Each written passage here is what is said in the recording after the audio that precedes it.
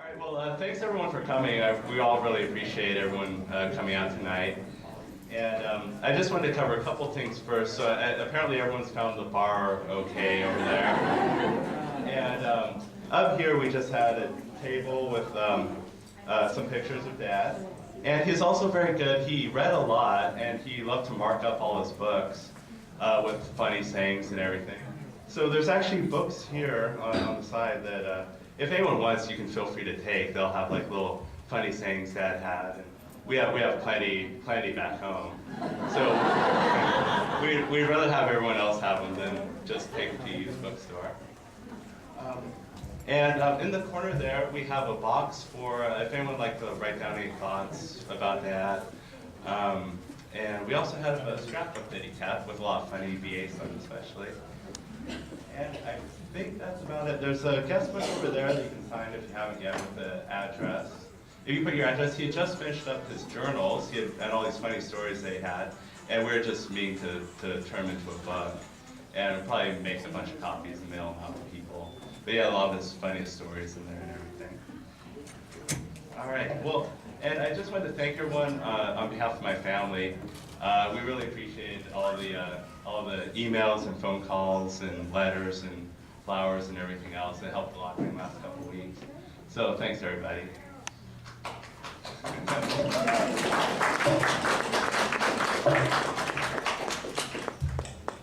Okay, well, the last couple of weeks I've obviously been thinking a lot about Dad and what made him a special person.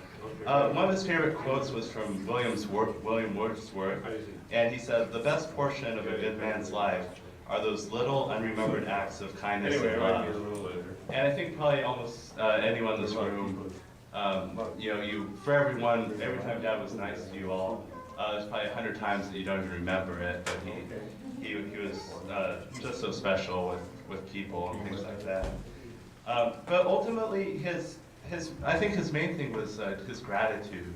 And I think what made him special and unique is that he was always grateful for everything everyone ever did for him. He pretty much never took anything for granted. And if he did something for you 10 times and you didn't thank him, because us kids, we tell him, hey, do this for it. If you thanked him the 11th time, he wouldn't just act like you thanked him once. He would treat you like you had thanked him 100 times for things you haven't even asked of him yet.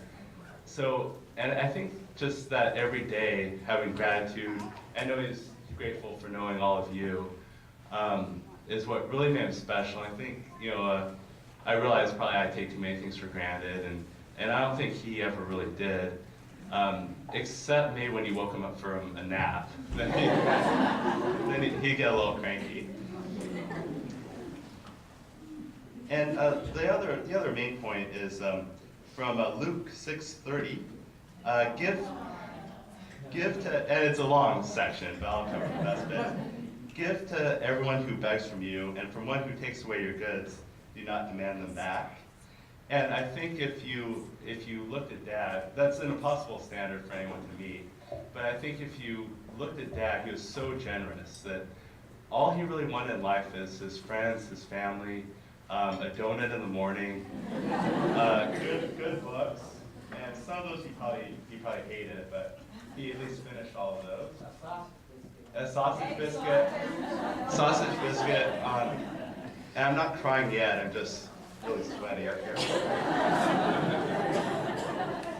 And 2 fingers of cheap bourbon at night after dinner.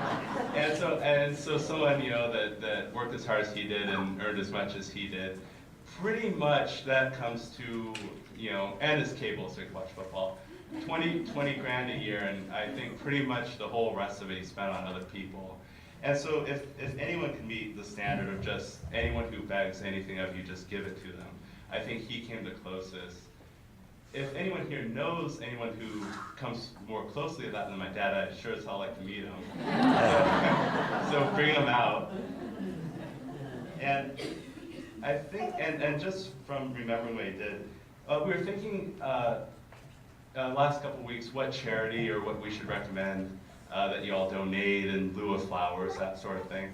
And about 3 people independently said, wait, well, what about, well, charities, those are great, you know, we'd love to help veterans, anything like that. But probably the best way to do it would be to just, you know, give money to anyone that asks on the street, see how many real change newspapers you could buy in a week. For the VA employees, fudge the rank schedule as far as possible to give pension benefits, you know. And I was thinking about that because anyone that works in the VA here, I think the Veterans Commission report, we spend $2 billion a year on veterans benefits, or it's a little more than that, I don't know. But, and so we always like, you know, there'll be debate, wow, that's a lot of money, and I think Dad instinctively, just from his kindness, would go as far as he could every time. But for us more logical people, that might be a little way to think about it. The president just recommended a $3 trillion budget to Congress. So when we're there, you know, debating 100 or 200 versus 200 a month, yeah, doesn't matter. I mean, because 99%, you know, veterans, they sacrifice for the country. 99% of that money is going to be put to great uses. It's going to pay for their kids' college or their college. And I know for World War II and Korean War vets, I like, because anyone, if you think about your own grandparents, the check you're sending out to them probably pretty much gets sent right to their grandkids for their birthday. So you know, I don't think we need to really be dickering over a few dollars here and there. So, and those were the main points. And Dad had a favorite, a Yiddish proverb. Yeah, Yiddish. If you want to give God a good laugh, tell him your plans. And I know when Dad was born in Tonasket, Washington, where he grew up, that's a small town, kind of up north in eastern Washington. And you know, I don't know what his plans were. His sisters might know. I don't think they're very grand, probably, from where he came from. But he was always, you know, so thankful with how his life ended up, and you know, he never regretted. He'd always say it far exceeded his wildest expectations of what he had for his life. He grew up. He had great parents. His mom was a little neurotic, and he had two lovely sisters. And also his dad, which I only knew until I was about 5, but he's about the sweetest man that I remember. And just, he was a lot like Dad. So, and one thing though that kind of, and we'll come back to this a little bit later, but, so he is a very religious man, and he grew up in the church, the old Tonasket Assembly of God church. They were kind of a little fire and brimstone, and kind of basically scared the hell out of him.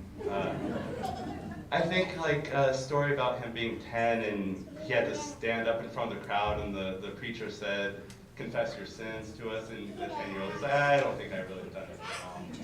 And then the preacher would say, oh, then you're lying to me and you're going to hell. Which is one of those scenarios. So his quote from Oscar Wilde, the basis of optimism is sheer terror.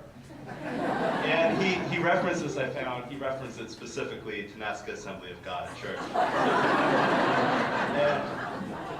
And that's the other thing we all probably loved about Dad is he was a world-class spreader. He spreaded like crazy, especially when I was living in Boston, he would call me every 3 weeks, but once you're 2 blocks away, then he had to see you pretty much every day, otherwise he worried himself to death. And but he was always optimistic, and I think every day, if he had a bad day, he always thought the next day was going to be better, and he never lost that. One story about the church is he had gotten so much of that he remembered being a small child, and he'd wake up in the middle of the night and it'd be dead silent, and he was so convinced that the rapture had come, and they had taken everyone he loved, and he was 6 or 7, everyone he loved except for him.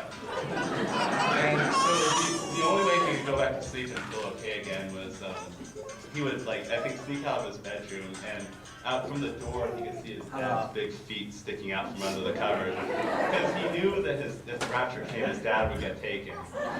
So, ergo, he knew he was okay. So,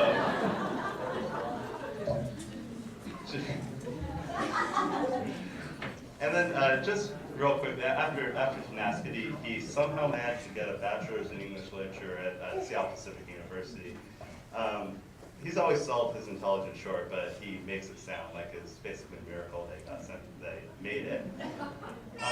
Then he went to a seminary up in Vancouver, and I remember him telling me it was a little Tenasca boy and all these flashy city kids, and they're all slick and everything. And he lasted, I don't know, 6 months. Then he wrote the draft board. Basically, I think that was his only way out of the situation. So he said, hey, you know, draft me, I'll go, whatever. And funny, I came across him as going through his stuff. I came across his separation form from the Army, and on it was an M14 sharpshooter badge.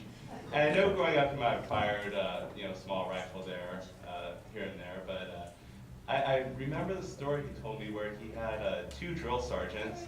One of them was a real mean son of a bitch, and the other one was a mean son of a bitch that somehow had a soft spot for dad.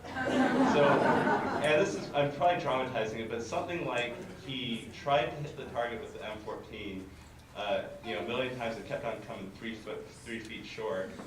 And the drill sergeant basically gave Peterson, okay, this is your last chance, you gotta hit this. And he missed, and then, no, this is your last chance, Peterson. And so in my memory, I can see, like, you know, dawn's, you know, the sun setting while he, and then finally probably a big cheer. I think any POWs or combat vets or special forces, I think he always had a special place in his heart for you because he knew how hard that stuff actually was. That wasn't any good at it. And he got sent to Germany for 2 years instead of Vietnam, and that's one reason he always felt sympathetic towards Vietnam vets, because they kind of went his place. And because of that, he calls it his German vacation. He was there for a year and a half or so as a chaplain's assistant.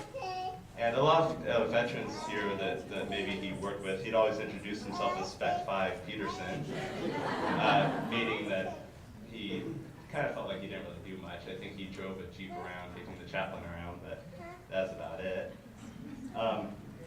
And once out of the Army, he moved to Iowa, where he started with the VA. And where my sister, she's not proud to admit, but she was born there.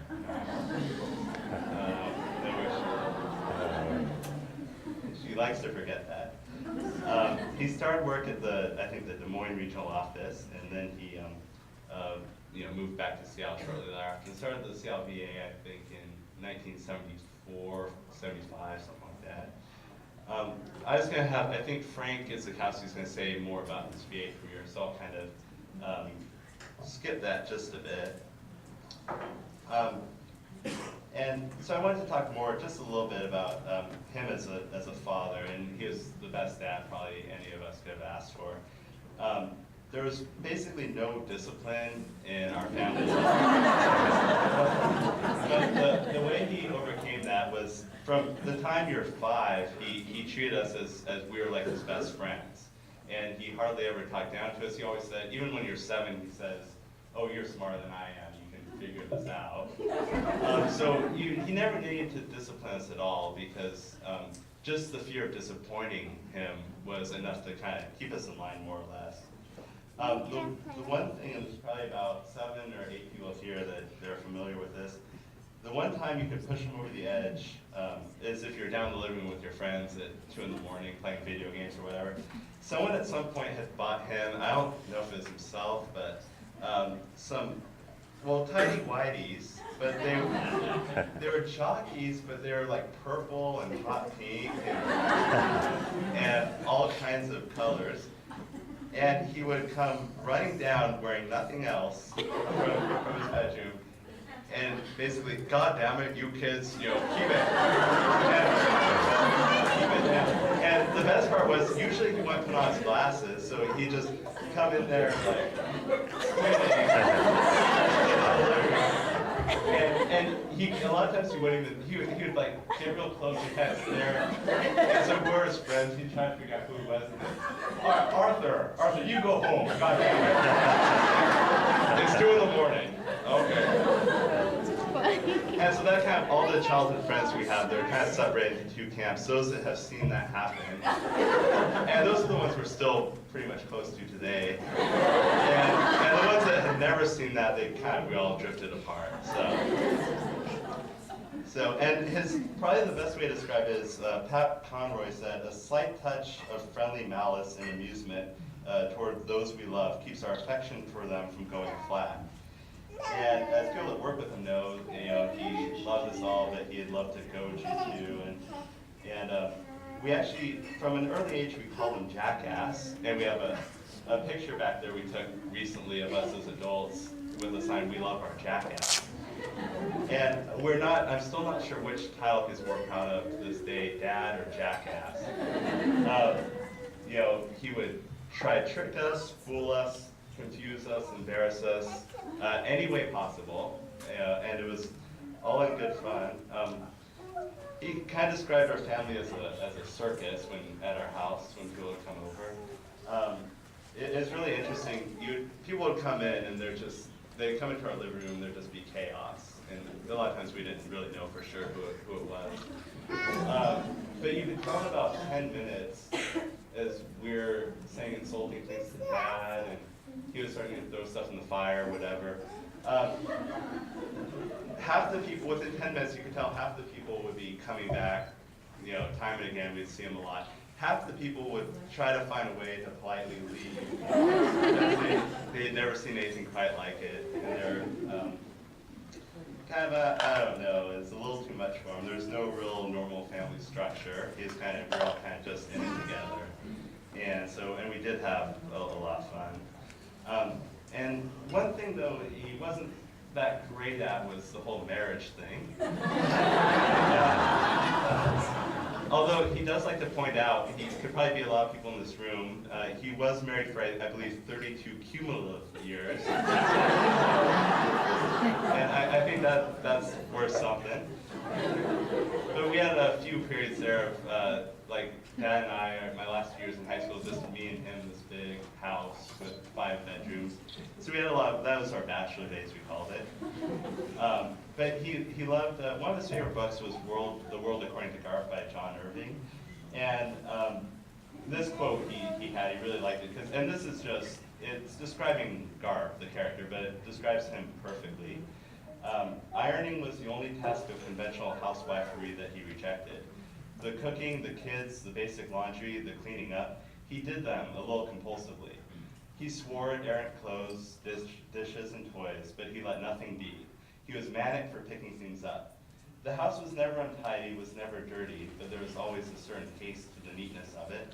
He always threw a lot of things away, and the house was always missing things.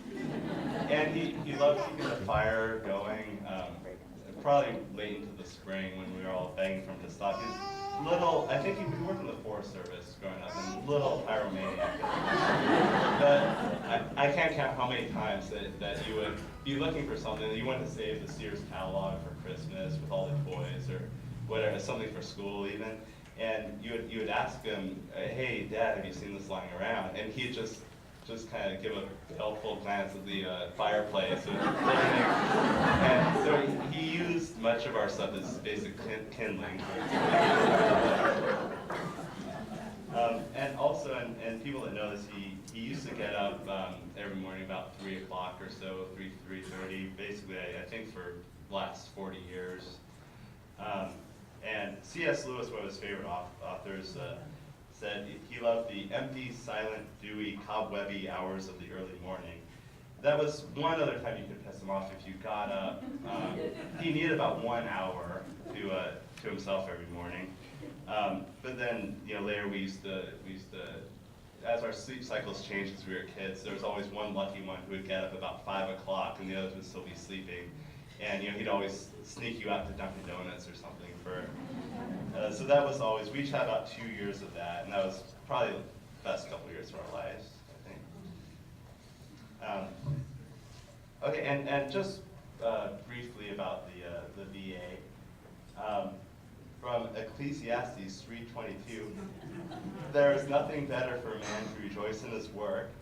And Clint Eastwood, take the work seriously, but never take yourself seriously. And that was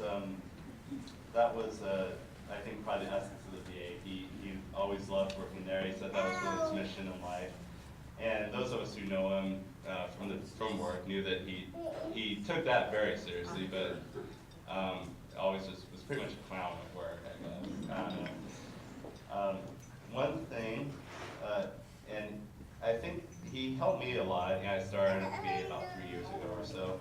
I wouldn't say that I got a lot of technical advice from him, because at the VA, he's been there so long that I think court decisions would have been made and regulations and the law would have changed. And he was very smart, he knew what was going on, but if he was in training and they explained the changes, if he didn't really like them, he would kind of choose to ignore them and play down. Oh, really? You see that happened in 1986? So after he had probably used the old laws to grant all kinds of benefit. So yeah, technically he would kind of, if I asked him a question, he'd kind of say, well, I think you could get away with that. Not really tell me how I could. But my whole life I've heard stories and his something like this, and I hope the I don't know, the person's probably not in attendance, but there's this big, tall fellow from Texas who was a B-17 pilot in World War II and got shot down over Germany, and we found him out, and Dr. Orsburn did a real nice exam for him, and he never asked for a dime in his life, but now his wife's not doing too well, so we got together, I got the ring done in a day, and now he's getting $2,100 a month, tax-free. And I can't tell you how many stories I heard growing up, my whole life pretty much. And he wasn't very technical, so he'd always be about 4 years behind on the rates. So he'd be using the 1998 and 2001. And a lot of times people would see me, he'd call up my phone at work, and whatever. Am I asking a question? Most times, like, can you tell me what a veteran who's 100% with special monthly compensation, L&a-half with a wife, what that rate is right now? And so he could call him back and let him know. But Frank will talk a little bit more about the VA side of it. All right. All right, and now one last kind of section I'll go over is. As I kind of mentioned earlier, but he definitely had a very strong spiritual side, and despite his early church experiences, he loved the brotherhood of churches, and he there found some that he really liked. Probably not many people know this, but virtually probably everyone in this room, he had a prayer list of his between 400 and 500 names, and he did it once or twice every day. I think once during the week and twice on Sunday. And he'd go through all the names, and he had all kinds of people. He had too big of a guilt complex to ever take people off. So there's all kinds of people in there. And then he said, well, if you really pissed them off, then that was more reason to pray for you.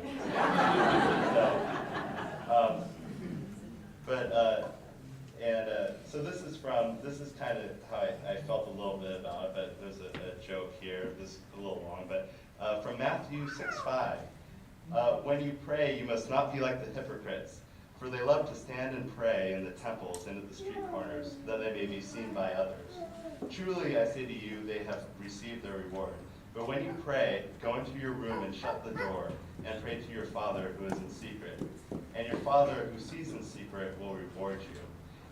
And the one thing, so keep that in your mind, but anywhere it says room or secret, if you change that to the 15 local Metro bus,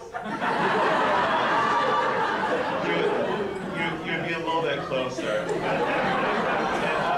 I know Wendell was here, and I think they rode the same bus, the first one in the morning. And I think he gave comfort to the drunks and whoever else was on the first bus in the morning. Because he'd sit in the back with like a hooded sweatshirt and just be mumbling to himself basically the whole bus ride. So he could get it done. But yeah, and we like to play jokes on you. You can have a couple of drinks when you're talking to him at home, and just say, anyone's name comes up in conversation is Bob on your prayer list. And he'd sit there and he'd think for a minute, and he had some weird, I don't know, I know he had broke it down into about 15 paragraphs, sections. There was jockeying at the top of the list, I know what that's But if you said Bob, then he'd look away for a second, and he'd say, Julie, John, Bob, the Pizza Hut guy, Steve, the next door neighbor in Burien, which we haven't lived for 15 years. And he just could rattle it all off like that, and he constantly kind of restored it in his head. He had it written down for backup. So I'm kind of near the end here, and I just wanted to take a quick look at Dad, and we wanted to kind of keep the speeches kind of short so people could get back to the bar and just talk with friends and tell stories that you remember about Dad. He really, and I said this in a couple of emails I sent to people, but he did really feel that he exceeded all his expectations for what his life could be, and he never regretted any of it. And he did have that morbid streak in him, the people that know him best. I mean, he wouldn't shut up about this. And I believe we have his urn in the back there. It's a nice little kind of rosewood box. He would, when people would come up last year or two, he's very proud of it. And last year or two, when people would meet him for the first time and come over to the apartment, within 5 minutes, he'd take the box, he pre-K'd, and he would take the box and throw it on their lap. And you see, a 26-year-old or whoever, what do you think that is? Well, it's a really nice box. They kind of turn it over and look at it, and they can't make it. That's my urn. And it was amusement seeing that. And one other thing, it kind of turned out he wanted to not have things drag out or anything. He did, and in his scrapbook back there, there's an article regarding aneurysm risks in smokers, and underneath it, and he dated a note 2005, and he had written, I think they're saying how it's quick, and please, oh Lord, be merciful when my time comes, with a big smiley face underneath. So I think if you can really, believe that anyone would say, hey, God, I've had enough, I'm sick of this. And I think that you should believe in Dad, that that's how he wanted it to be. And this is one I picked out for him, and from John 10:17. For this reason the Father loves me, because I lay down my life that I may take it up again. No one takes it from me, but I lay it down of my own accord. I have authority to lay it down, and I have authority to take it up again. This charge I've received from my Father. And I think that kind of sums up how he felt about it. And so again, while we should, a lot of people are sad here. It's been a rough couple of weeks for everyone. There's not really any reason to be sad for Dad. I know everyone here, we're all grateful for his love, his kindness, generosity, and his friendship.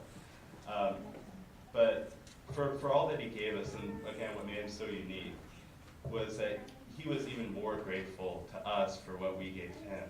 And he never stopped being that way. And so however grateful you felt, he enjoyed your friendship even more, your love, and your kindness even more. So, and that's kind of what made him such a special man, such a great father. So, so thanks for coming, and for all the love and friendship you showed Dad. And when you think about Dad, just know that somewhere he's somewhere safe, where you can probably see his his father's feet sticking out from the covers, and somewhere where he probably still prays for us, and it's a much better spot than the back row of the 15 local metro. So thanks again for coming, and I really appreciate everything. Thank you.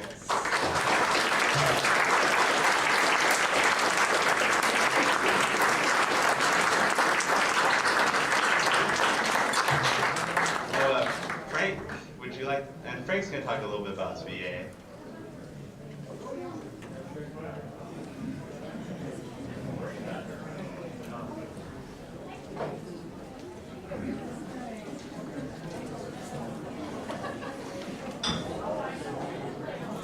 Good evening.